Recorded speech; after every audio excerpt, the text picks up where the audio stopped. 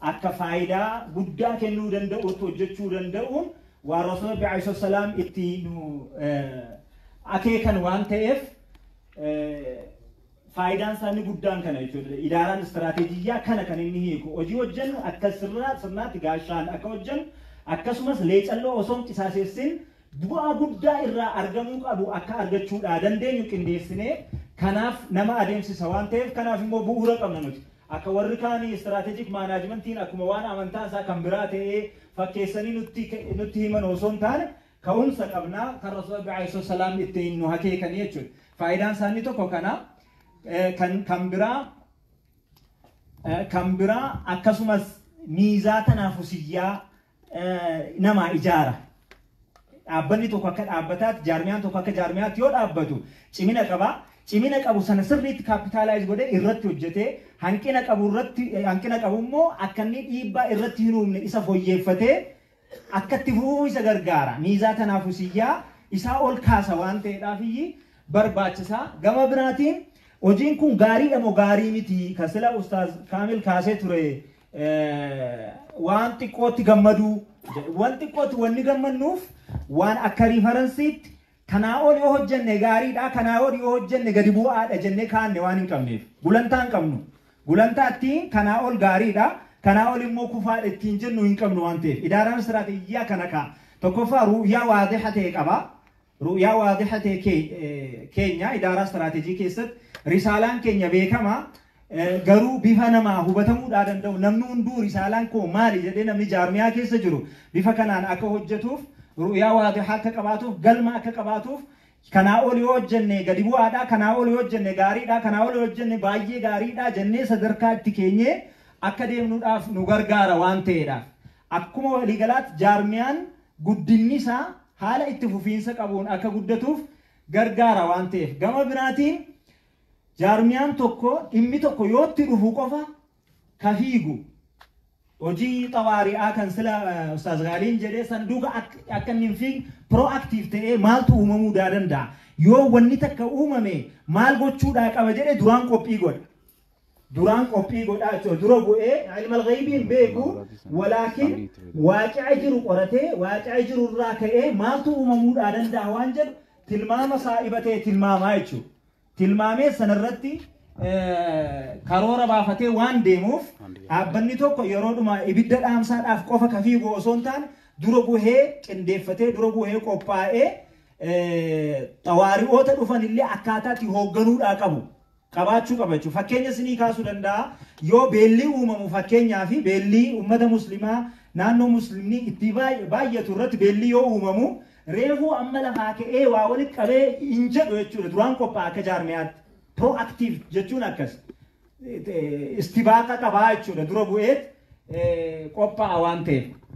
Gama biraatiin hubannoo hooggansootaa sirriitti gara kamiirraa keenya eessa jirraa garamitti deemnaa waan jedhu kallattii ifa ta'e waadixa ta'e waan kaa'uuf kanaaf kan inni barbaachisu. Gama biraatiin rakkoolee jajjaboodhaaf isa qopheessa dura bu'ee rakkoolee jajjaboo akka inni dandamatee tarkaanfachuudhaa danda'u dura bu'ee isa qopheessa dhaabbata tokko akkasumas salphaatti ta'a galma bira gahuudhaaf takkatu salphaatti ta'a maaliif kallattii kaa'eera waan ta'eef namni tokko biyya tokko yoo deemuudhaa qabee barbaade karaa irra gabaabaa ta'e filata. Idaaraan istiraatiijiyyaa keessatti karaa kanaan waan ta'eef takkatu galma gahuudhaaf salphaa ta'a akkasumas dhaabbilee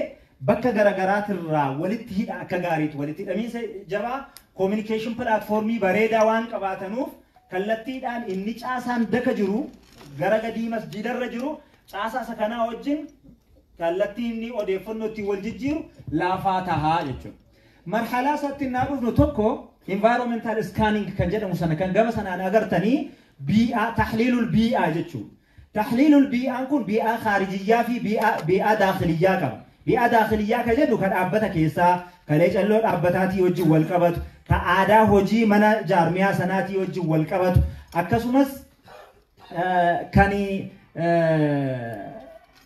aadaa hojii yookaan duudhaa mana hojii sanaatii wajjin kan wal qabatu leecalloodhaa wajjin kan wal qabatu leecalloo gaafa jennu humna namaa akkasumas barnoota dandeettii ogummaa hojjettoota leecalloo dhaabbataati haga dhaabbata san keessa jiranitti akkasumas leecalloon mahallaqaa jira leecalloon dandeettii kun hundi keessoodha bi'aa khaarijiyyaa keessatti kana maal qabnaa maal fakkaata caasaan keenya caasaan kan keenya rakkoo ummata muslimaa hawaas diinagdee ummata muslimaa rakkoo amantaa ummata muslimaa kana furuudhaaf ni danda'ai waan jedhu tahliila goona gama biraatiin leecalloon jiroo maal fakkaata ka jiru immoo gurmeessuu irratti ka jiru hoogganuu irratti maal fakkaata waan jedhu sanas ilaallaa kan keessoote jechuudha ciminni isaa maali hanqinni isaa maali waan jedhu irraa ilaallaa akka dhaabbataatti khaarijiyyaa keessatti wanni nuti silaa to'achuu hin dandeenye awaamiloonni garagaraa factors ka jennu kan nuti to'achuu hin dandeenye garuu kan nurratti dhiibbaa qaban jechuudha nurratti dhiibbaa qabu nu garuu to'achuu hin dandeenyu kanaaf isaan kana sirriitti adda baafnee achi keessaa furasa maalii qabaa opportunities ka jennu tahdiidaata maal qabaa threat ka jennu maal qaba ka jedhu adda baafnaa jechuudha kun tahliila bi'aatii marhalaa kanarra jirra ammallee nuti marhalaan ittaanu marhalaa strategic formulation kan ittiin strategy itti bu'uureessinu jechuudha kana keessatti maalumaaf dhaabbanne risaalaa ka jennu jechuudha maali amma majlisni maal dhaabbate osoo majlisni hin jirre maaltu ta'a wanti majlisni hiikuudhaa dhaabbate maali aslan wantumti inni uumameef isa kana jechuudha risaalaa ka jennu kun jechuudha zan isa irratti sirriitti ifa ta'uu qaba jechuudha risaalaan kuni sirriitti risaalaa dhaabbanni kun dhaabbateef bakka kan bu'u ta'uu qaba lammaffaa rakkoo ummata muslimaa kan hiiku ta'uu danda'uudhaa qaba jechuudha akka jaarmiyaa dhimma amantaa qofaa hiiku osoo hin taane akka waliigalaatti rakkoo hawaasummaa ummata kanaa rakkoo diinagdee ummata kanaa kan hiikuu danda'u ta'uudhaa qaba jechuudha sanarratti ru'yaa waadixa ta'e irra dubbannaa ru'yaan amala maalii qabuu danda'a risaalaan amala 11 qaba sanirratti inshallah itti deemna ru'yaanis akkuma kana zan ru'yaa san bira gahuudhaaf immoo hadafoonni nu barbaachisan maalii waan jedhu kan ittiin adda baafnuudha zan imaamatoota baafnaa jechuudha imaamatoota baafnaa hojii wanni kun erga xumuramee kee hojiitti hiikamaa kun strategic implementation yookaan tanfiida istiraatiijii kan jennu marhalaa sadaffaadha jechuudha marhalaa sadaffaan kun sagantaa garagaraa qaba sagantaa da'waa ta'uu danda'a sagantaa hajjii fi umraa ta'uu danda'a sagantaa rakkoo hawaas diinagdee ittiin hiiknu ta'uu danda'a sagantaa hawaas fayyaa muslimaa ta'uu danda'a sagantaa barnootaa ta'uu danda'a waa hedduu jechuudha sagantaan iddoo kanarratti ka'u wanni bajataa wanni akkaataa inni hojiitti hiikamuu kun jira achiin booda taqyiimaaf raqaabaadha jechuudha yaani akkamitti wanna kana moo hordofna okay keenyerraa akkamitti hordofna akkamitti gamaggamama yeroodhaa gara yerootti akkamitti gamaggamama erga kufee ka'ee erga wanni tokko kufee ka'ee dhufnee kobannamoo dura buunee waqtii isaa irratti madaalaa deemna wanna jedhu kan kallattii itti keenyuudha jechuudha inni kun amma kan irra jirru akka nama silasniin jedhee environmental scanning yookaan tahliila bi'aati tahliila bi'aa kana keessatti rakkoon alaa awaamila alaa jennee kan adda qoonnee ilaallu jira inni kun haala waliigalaa jechuudha xiinxala haala waliigalaa jennee ka keenyu jira xiinxalli haala waliigalaa kun xiinxala siyaasaa ta'uu danda'a xiinxala barnootaa hawaasummaa ta'uu danda'a xiinxala diinagdee ta'uu danda'a xiinxala teknoolojii ta'uu danda'a teknoolojiin gama tokkoon akkuma beektanuu gama tokkoon miidhaa gama tokkoon immoo yoo beekne kan itti fayyadamuudhaa dandeenyu sunis hin xiinxalama kallattii galma keenya nu gargaaruutti jechuudha. Kun maaliif nu fayyada yoo jenne furasaaf tahdiidota adda baasuudha wal jara kana to'achuu hin dandeenyu. Awaamila siyaasaa to'achuu hin dandeenyu nuti fakkeenyaaf humna keenyaa oli garuu dhiibbaan inni irratti uumu jira waan ta'eef adda baafannee yoo xiqqaate dhiibbaa isaa kallattiitti xiqqeessuu dandeenyu irratti hojjenna waan ta'eef. Furasa immoo yoo qabaate furasa sanatti gargaaramnee akkaataa rakkoo hawaas diinagdee fi amantaa ummata muslimaa ittiin hiikuu dandeenyu irratti kallattii kaawwanna waan ta'eef nu gargaara. Keessoo irratti akkuma isiniin jedhe caasaa isaan laallaa akkasumas aadaa jechuun duudhaa hojii jechuudha. Duudhaa hojii mana sanaa hin laallaa qiyama isaan laallaa kana jechuudha. Irra guddeessa maaliif kan akkaane amma تحليل بيئة كيست وننو ركسي يرون اتفقتا جرو مال يوجدن بيئة كان كيست قرنون أمة مسلمة لالتو انجروا وانتين أكو أبيكتن بيئة كان بيئة يعني يروجل كباتي في دين إسلاما اتسين مكتي آنسي كانوا متعود أوجين غرو أكا كاني غباسالين انتنا موتو مرة وفنيتي برين قدا بروجيكشني صدمي جاتو قاتو كو أماني مسلمة جاني كاهني جرو سنمو فيدمني غراتي كو فيدمني ميدمنو جنة غرا أوروميا كيسا percentage شنتمي تو كتو كاجا أمة مسلمة بيجتي كنا كيسا بيجتي كون قبضو كان كيسا جراتو أوروميا تو إلى اللي جريتشون غارو أكا عاداتي ولا التاني أكا سيناتي ولا لبيجا كنا كيساتي مرجي أمة مسلمة يرون أغريورات فوياد وفمالي إيبان قدان أكتوري نماتي موليسا برابو أساقل ترباتمي أفورين دورا carraa even abbootii qabeenyummaa irratti iyyuu dhiibbaa guddaa akka uumaa turanii fi abbaa qabeenyaa kan hin taane akka rakkisaa turan hin beekama. Lammaffaa yeroo hedduu academic discourse kan jennu kan barnootni biyya kanaa yookaan yeroo garagara ibsi barnootaa yeroo garagaraatti kan ibsu maal jedheeti Muslims in Ethiopia jedha. Muslims in Ethiopia jechuun Musliimoota Itoophiyaa keessa jiranuu malee Musliimoota Itoophiyaati miti. Musliimoota Itoophiyaatu hin ta'e Muslima Itoophiyaa keessa jiru jedhamee ibsama. Sun akka waan uummanni kun alagaa ta'etti ibsuurraa kan ka'e. Kanaaf yeroo baay'ee diinagdeedhaanis hawaasummaadhaanis dhiibbaan guddaan kan irra qaqqabaa turee fi qorannoon garaagaraa kan hin gaggeeffamne waan ta'eef majlisni yeroo kana tahliila bii'aa kana ofii isaatiif yoo raawwateen alatti qorannoon kanaan dur gaggeeffame waan hin jirreef dirqama taanee waan kanatti seenne jechuudha. Kanaaf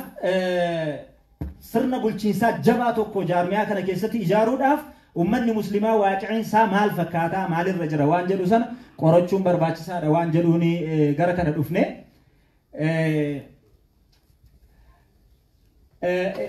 Kun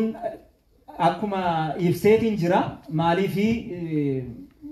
tarsiimoo jabaa tokko qindeessuudhaaf tarsiimoo jabaa jaarmiyaa jabaa ijaaruudhaaf jalqaba bakka jirru beekuun dirqama. Bakka jirru beekuudhaaf immoo qorannoon kanaan dur biyya kana keessatti gaggeeffame kan uummata muslimaa laallatu waan hin jirreef lafa kaanee odeeffannoo ofii keenyaa deemnee funaanuun dirqama waan nutti ta'eef gara kanatti dhufnee kaayyoon isaa akkuma beekamu sadarkaan hawaasummaadhaan uummanni muslimaa irra jiru diinagdeedhaan uummanni muslimaa irra jiru diiniidhaan sadarkaa inni irra jiru adda baafnee beekuun dirqama waan nutti ta'eedhaaf gara kanaa dhufne jechuudha kaayyoon isaa kana. Qorannoo kana bifa lamaan gaggeessina akkaataan nuti itti daataa itti sassaabbannu bifa lama jechuudha. Qualitative and quantitative. Kan lakkoofsaan ilaalamu jira. Kammii fi nawcii jechuudha. Kammiidhaan akkasumas nawciidhaan kan nawcii qobaadhaa akkasumas kan kammii qobaatti funaannaa jechuudha ragaalee nuti funaannu wal makneeti. Kana keessa akkuma beekamu aanaalee parsantii 30 fudhannee aanaalee Oromiyaa keessa jiran keessaa parsantii 30 fudhannee masjiidota Oromiyaa keessa jiran keessaa immoo parsantii 10 fudhanneetu qorannoo irratti gaggeessaa jira. Masjiida irratti maal gaggeessina? Imaamota irratti gaggeessina. Imaamonni بمعنى الكلمة إمام جتشو مال جتشو أصلا إذا أردت أن تكون إمامي فكن أمامي جتشون ركون هوا سما سلالم وجينسا وجمع تكبيرة الإحرام جلكبه تسليمات عن مويتي أكمل تجرا إمام نس أكمل توبته وانجل وكنا قرأت شو بربان ركون هوا سنا نوسا إسي ملو إلى الله تمو ركون هوا سما ركون دينك دي إسال الله تمو إسال الله تو أكمل توبته جرا وانجل وسنا قرأت شو بربات سارا أكسم صدركا علمي سا صدركا هو النوسا وهندا كان الرتي قرأ نورا كم منا منيت كان قديفمو تكفى واحد دولا كاني الرا دبنو درد قرنا ما كما أفر كما سديم إبا سديتي شنتما ويتي نمني أسئلان كنتي رابسن ويتشود نمني كان إماما قرا كما أفريتي جركنا غافي kammiidhaan jechuudha gaafii gaafatamu jira moobaayiliidhaan qopheessine yeroo darbe leenjii kenninee jirra moobaayilii irratti guutaa jechuudha moobaayilii irratti yoo guutu nuti asitti inuma arganna achumaan deebii arganna yoo moggaadhaa guute yoo inni guutee seendi jedhu achumaan kompiitara keenya irratti agarra sanaan booda tahliila goonaa jechuudha.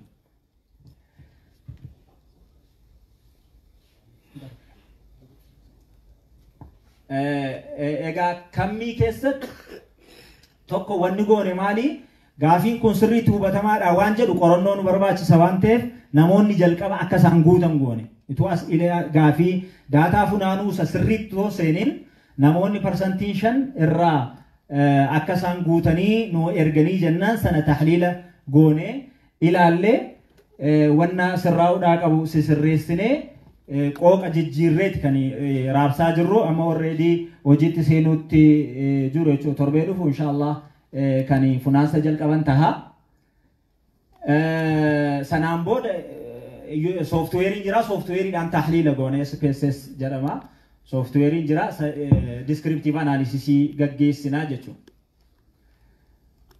data collection irratti adawaata ittiin data sassaabannu qopheessinee jirra tokko household survey questionnaire jedhama moobaayilii irratti kan dhiyeessine san inni kaan leadership survey questionnaire jedhama kan hooggansa jechuun imaama namni yeroo baay'ee hooggansa naa jedha nama biirootti muudametti fudhata garuu asliin hooggansaa imaamu kanaaf jarri kun lamaan warri gubbaa sun lamaan warra kammiiti jechuudha sanaan booda immoo focus group discussion jennee kallattiidhaan namoota dubartoota qobaatti dargaggoota qobaatti akkasitti adda baafnee bifa mareetiin immoo ragaaleen sassaabnu jira kun focus group discussion kan jedhamu inni kun akkuma agartanii kan moobaayilii irraati akka kanatti guutu jechuun naannoo jaraati ragaaleen naannoodhaa wajjin wal qabatu jira akkasumas kan sagaleen nagaama nagaamaame sagalee badaa rakkoon qabu alhamdulillah amma deebi'utti ittuma fufna sanaan booda maali wanni goone leenjisuu qabna namoonni as ilaa kana adawaata kana fudhatanii ba'anuu sirriitti hubachuu qabu jechuudha yoo isaaniin hubatan ta'e hojiin kun galma gahuu hin danda'u waan ta'eef yookaan ragaan sassaabamu ragaa dhugaa ta'uu dhiisuu danda'a waan ta'eef sirriitti isaaniin hubachiisuu waan qabnuuf guyyaa tokko aanaalee irraa walitti qabamanii guyyaa lamaaf leenjii kennineef jechuudha dhimma kanarratti leenjii bal'aadha kan kennine leenjiin kun Kobo toolbox kan jedhamu softweerii wayiitu jira softweerii sana qopheessineet softweerii sana irratti gaafii kana baafnee softweerii sana irratti leenjifne jechuudha erga leenjifnee kaanee isaanumtuu asuma irratti practice godhanii yaalanii hojjetanii kompiitara keenya irratti ilaallee kaaneet gaggeessine jechuudha erga sanaati erga isaaniin gaggeessine kaane hojiin itti deebine hojii nawciiti jechuudha hojii ragaalee qualitative data itti sassaabnu jechuudha kan nawcii jennu isaan kun godinaalee hedduutti godinaalee naannoo Finfinnee kan sabbataa irratti gaggeessinee jirra burraayyuu irratti akkasumas bishooftuu irratti gaggeessinee jirra adaamaa irratti ciroo irratti harar irratti shaashamannee fi baalee irratti gaggeessinee jirra jimmaa fi jimma qofatu amma kanaaf jimma